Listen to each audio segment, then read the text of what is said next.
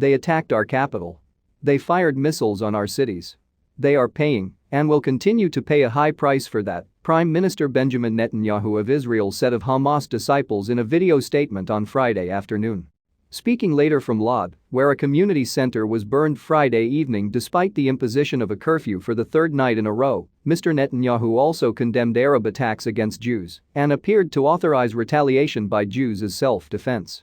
"This is certainly not all of the Arab public, this is even not most of the Arab public, but this is a significant minority that is carrying out violent attacks and is also hurting the fabric of life we have built here over the years between Jews and Arabs. This has to end," Mr. Netanyahu said, adding later, "People should not be afraid to do what they need to do in order to protect their own lives as well as the lives of peaceful citizens of Israel. We will do whatever it takes to restore quiet to Israeli towns." Mr. Netanyahu, whose career seemed threatened in recent weeks after a fourth indecisive election, oddly stood to benefit from the crisis, which has sidelined concerns about Israel's political gridlock.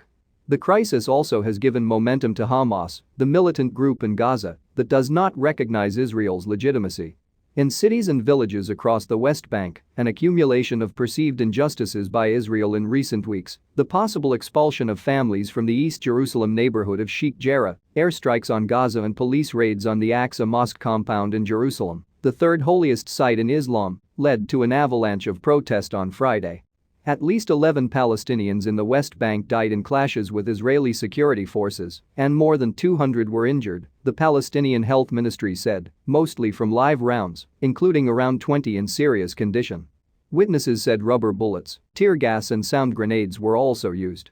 In interviews, Palestinian witnesses said some of the clashes had been provoked by settlers who burned Palestinian fields and businesses near Nablus, Bethlehem, and Hebron. In other areas, protesters were taking part in planned demonstrations against the police raids on Al-Aqsa.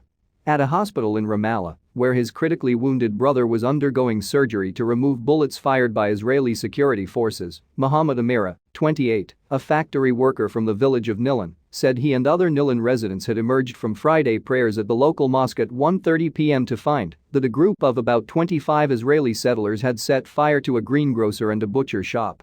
"Death to Arabs," they shouted in Arabic and Hebrew, Mr. Amira and other Nilan residents said, as they threw stones at villagers' cars. "We don't want you living next to us." When the Palestinians moved to confront the settlers, they said, 7 Israeli soldiers staffing the checkpoint at the entrance to the village started spraying tear gas and shooting live ammunition.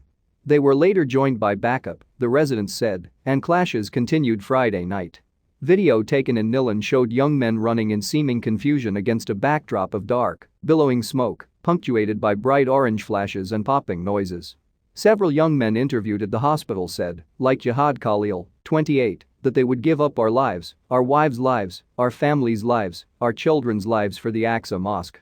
But the protests were also a show of solidarity with other Palestinians who faced what they said was systematic mistreatment by the Israel occupation.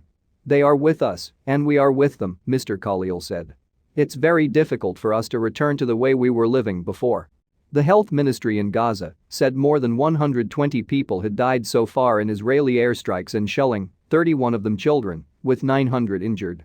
The United Nations said 10,000 Gazans had left their homes to take shelter in schools, mosques and other places.